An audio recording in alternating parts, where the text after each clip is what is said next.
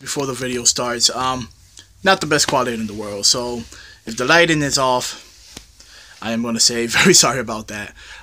We are currently just recording through our cell phone, new content creator, whatever. If you have any comments, leave them down below and let's start off the video. Hope you enjoy it.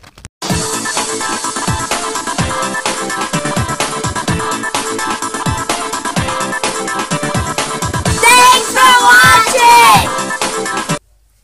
Okay, so what's up YouTube? This is Gabi from Team DeathNote, and I am here today just to do a video talking about how much appreciation I have towards the DBS community, how much I love this game, how much I love the subscribers that we currently have, just the feedback that we've been getting, the comments, the subscriptions, people giving out comments on the Facebook page of Dragon Ball Super, that they like our deck profiles, that they like the way how we actually do matches, and so that is very positive, very good. We are a new content creator, Team DeathNote, which is myself and my brother. We are doing different deck profiles of different leaders that the other YouTubers don't really look about and try to make decks of, because they are mostly into what is the meta, which that's not bad. I'm not saying it's a bad thing. It's good, because you guys that play competitively, you guys that want to see what decks are triumphant, what are some good styles for you, you should actually go see them out. Kind of like the content creators of Table Kitchen Meta, or Kitchen Table Meta. It's Table Kitchen Meta, I'm sorry. He is a very, very awesome YouTuber. You guys should know about him, Dusty. Also, a shout out to Matthew Combs, which is 3XG, a very, very good dude. The guy has given out shout outs already to us. Very good. I'm not gonna lie to you. Sometimes when I put on his videos and I'm watching through, and he's giving out shout outs to the Hill Twins and to other content creator, Herman Style Gaming, and then all of a sudden I hear Team DeathNote, whatever. So that makes me feel good. So thank you for that one. And as well, like I was saying, this game has a very, very big, broad variety of what's going on. The game constantly changes, meta is changing. So right now, that you guys should know, the meta decks is Cell, Vegeta, and now with the Bionic Frieza, I think it is, at Orlando's. So yeah, congratulations to the people that went to the regionals at Orlando's, to everybody that top 16, who came top 8, first, second, third player. I saw a Bionic Frieza player in third place. Shout outs to everybody who actually attended the regionals and actually went out there, gave the game a shot. I hope you guys like the event. ARG staff, very good and everything. Ourselves, we didn't get to go to the Orlando one, but we are going to the Richmond, Virginia one. So you will be seeing Team DeathNote out there. And like I was saying, so I am here today to do this video. I don't really do videos like this, so I'm really getting kind of the hang of it, the feel of what it is to make these type of videos. And today's video, actually, I am going to be talking about the draft leaders, all 4 draft leaders. Okay, so I'm not going to give rankings out on what type of leaders are the best leaders, or what are the not leaders, or don't plays and duels, or whatever, because I'm not that type of way. To me, that's not a bad leader, because the game could change. Like I said, like let's say the cooler, not the meta cooler, like the regular cooler, where he has the mechanic of you could dump up to 3 cards on the top of your deck into the drop area, and he gains 5,000 if it's a Frieza clan. Who knows if later on in the future they might make some Frieza clan cards, or cards that go that if this card is discarded from the top of the deck to the drop area, such and such goes down. So everybody's perspective of the deck will actually change. He might become the meta. I mean, you never know. The game is always evolving. So yeah, going back to what is the draft leaders, what they do, what type of builds we have, what type of plays I've had, what type of experience I've had with all 4 of the draft leaders. Now, going to it, I know you guys have seen my Gotenks deck profile. If you haven't, you can go onto our channel, and it's a blue-red deck profile of Gotenks. I am currently playing a blue-green-red deck of Gotenks. Yes, blue, green, red. It's a tricolor Gotenks deck. I've tried it out a couple of times. I've been nitpicking back and forth of which type of style or which type of build is good. I'm not gonna lie to you, both builds are good. The blue-red one is actually more aggressive. It's not really focused on your opponent dropping hands. Is actually really focused on you being very aggressive with the tokens, you calling out the cobbers, you swinging. If your opponent is taking a total amount of damage that's way more than yours, his hand is going to be big. So you swing with your leader card. Since you have less than his, he drops one card, and then you swing with the tokens. Give him a 5k boost or a 10k boost. You might swing with the Furthering Destruction Champa. They have to discard 2 to 3 cards from hand just to block that type of attack. Sometimes they may have to use an energy because they don't have enough 5Ks to do so, or they may have to drop a 10K draw, which is very good because that's what aggressive decks are here to do. They're here to rush down your opponent, put them on the spot where they have to discard cards from hand that they do not want to discard. So that way, even if they survive that turn and it's their turn, their play against you is not going to be as well or as aggressive as they thought it was going to be because they just sat here and they wasted a hand discarding, trying to guard your attacks. You know, a lot of blue players, even players that are not blue, you know, they dip a little bit of blue so they can have the sensu bean. So watch out with that. You know, you have to always have some type of correct mind state of when your opponent's going to use sensu bean. Sometimes they catch you off guard, but you know, when they do catch you off guard, don't try to call out your battle cards into the battle area as soon as possible because you will always like to see what are the reactions to your opponent. So due to his or hers reaction, you can actually come back with your type of play style, your type of reaction of probably holding back. You have a defensive type mechanism that turn, or you can sit back and play very conservative. So that's very good about it. So I am here to talk about the different builds. So that's what blue-red is. The tricolor gold tanks, in my opinion, of this leader is actually good as well. My playstyle, it doesn't really fit it too good. I've tried a couple of ones. I uploaded a video playing against one of my fellow card shop players over there named Stanley. He is a guy that's very, very good, very knowledgeable about the game. He plays decks very awesome. He's a very, very quick player. He gets onto it like this. So this is where I'm going to. There's people that they can build decks. There's people that can play good. There's people that can do both. So you might be a good deck builder, but when it comes to gameplay, you're not that good. So, you know, you deck build and you play for fun, which is nothing bad. That's what the game is about. It's about love for the game, or it's about competitive. So there's people that are like that. There's people that actually can play the game very, very good, knows the combos, know how to read body movements, face expression, how to read the game when they're actually playing against the other player. And but they're not really too good at building decks, which here comes the stuff of meta decking. Sometimes I go online and there was this like random post of some dude in the page saying that he's tired of all these people net decking, all these people meta decking, yada, yada, yada, yada.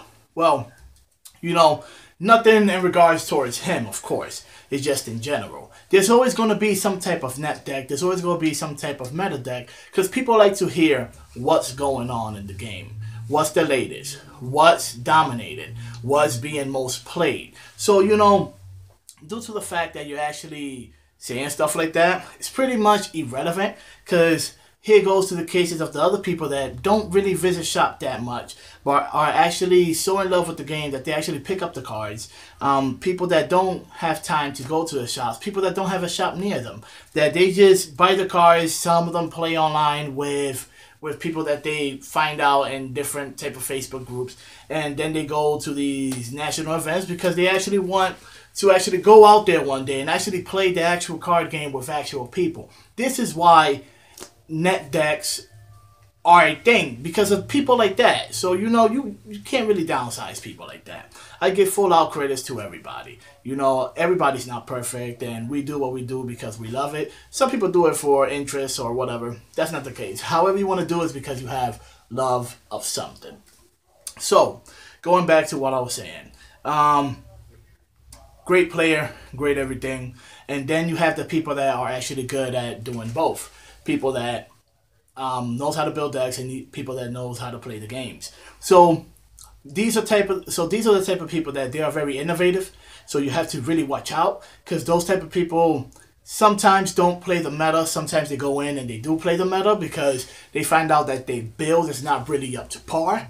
So people that take you by surprise with different leaders, different decks, you just have to go out there and try to do your best, try to work around the situation, try to read the situation of what you're in or what he's going to put you through, because you never know what's going to happen, because he's not playing the decks that you see online. He's not playing the decks that you play against in your local shop tournament. So this is why it's very good for you to go out there, play games, play tests, play against your friends, play against competitive people, watch the YouTubers online, watch the great matches that they have, the ARG matches. You have to just really intone yourself with the type of play styles and the type of decks that are out there, especially if you go into these big regional tournaments events. So you can be ready, you can be prepared to do what you have to do.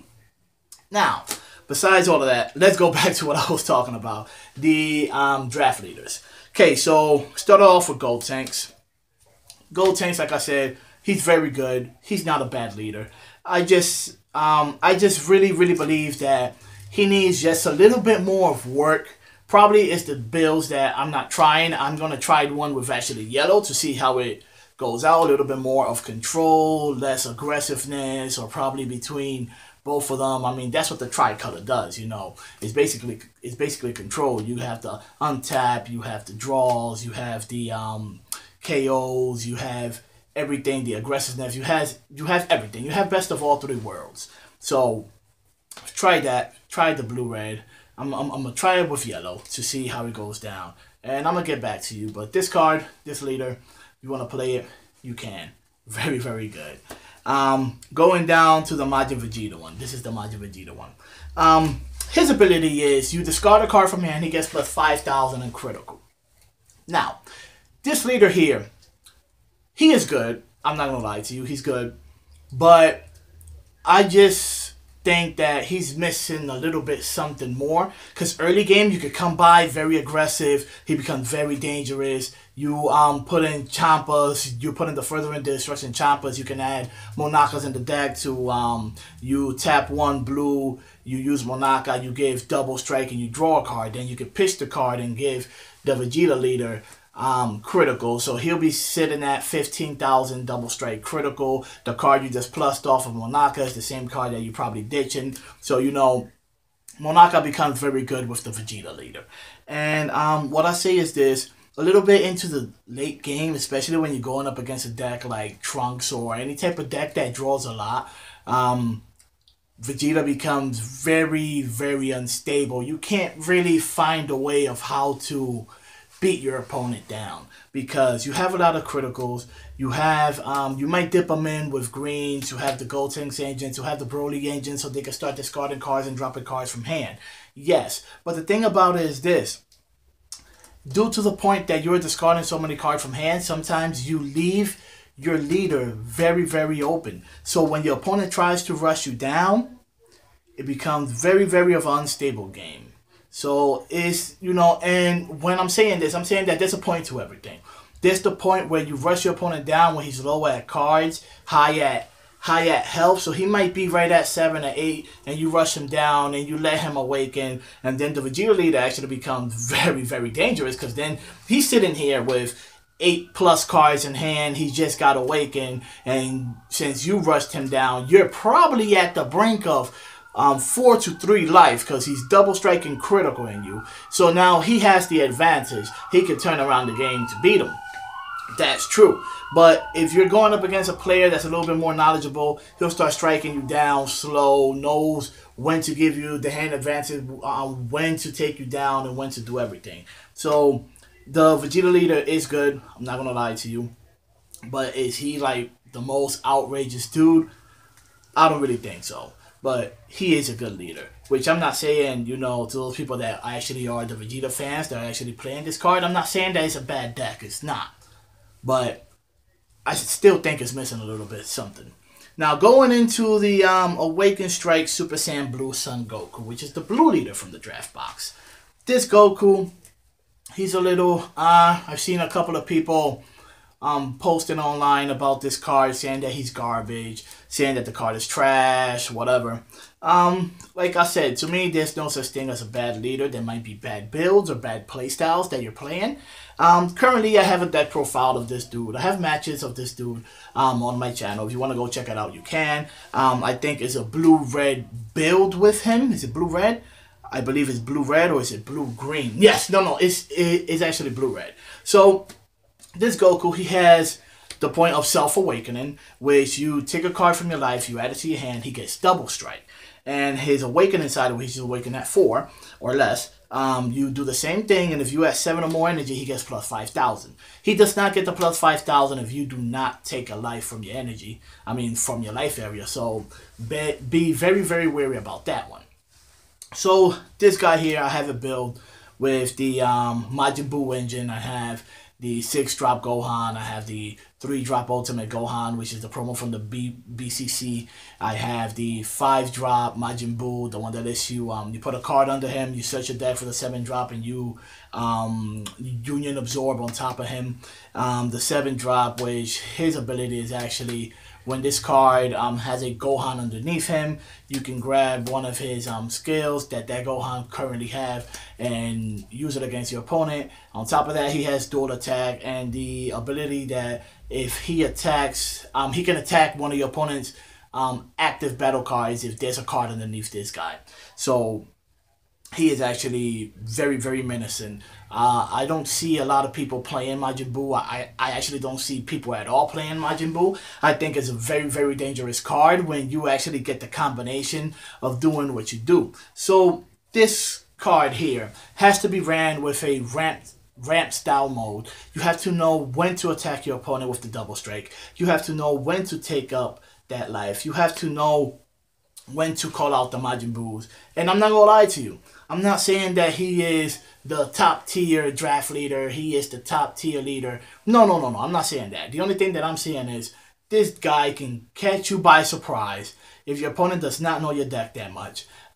With the Majin Buu combos, and it's pretty much game over. Because when you see yourself at 2 life and that Majin Buu is out there, and you have the Ultimate Gohan 6-drop underneath him, and your opponent has, let's say, these 5k or 10k cards, or these cards that they just swung with you because they went for the win, 15k, and you came back, and you probably waste corrosion with the negation, sensu bean, yada yada yada. So you're back in the game on that point. You survive that. Opponent's at 3 to 2 life. You come out, you take out the Majin Buu, you put the size 6-drop. Now you swing with the Majin Buu onto their battle unit. They might negate, they might not negate. If they don't negate, you just give them a sensu bean. You give them a sensu bean, the dude is going to be at 35,000. You untap 2 reds. So once your opponent combos that out, if he does, his hand is going to go down. Or, he might not have that many cards in hand because he just tried to take you down that last turn. So, if you succeeded or did not succeed, you actually, the 2 cards that you finish untapping with the Sensu Bean or the Unyielding Trunks when you combo with him, since your leader card is blue, you untap 2 reds. You have 2 reds untapped. This is ideally your turn 6 play.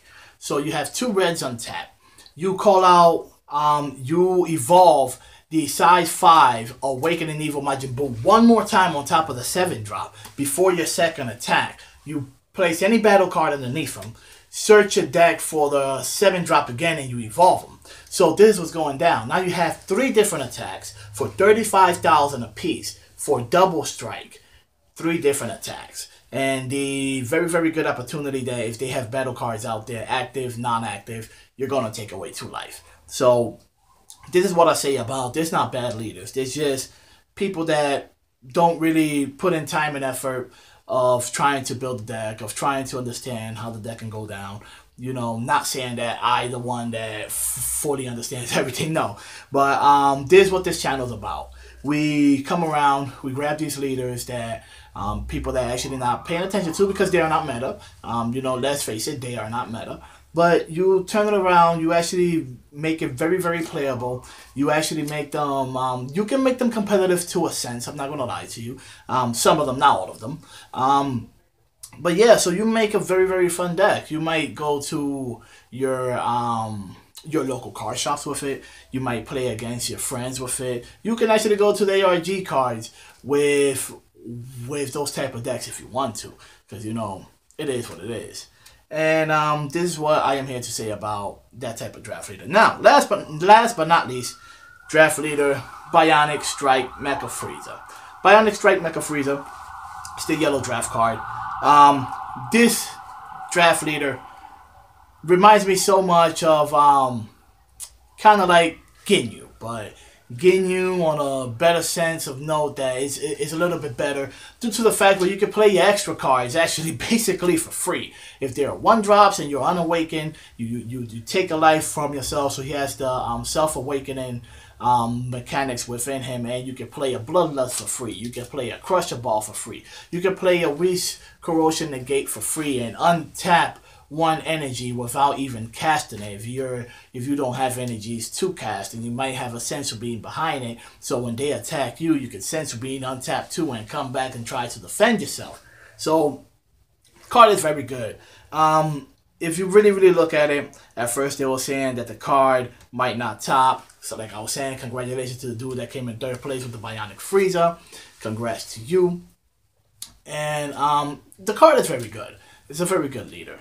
And it does what it does because free extra cards for you to play is actually something very dangerous. On top of that, you self-awaken. On top of the self-awakening, you have to be very careful about when you do it, how to play, when to activate these extra cards, when to take that life. Because if you don't really know how to play with him like that and you're losing, you have to check yourself, rethink your strategy, what you're doing. See yourself play the cards over and over. Try to play a different style until you take it down pack, because you can't just come around and say that the card is garbage.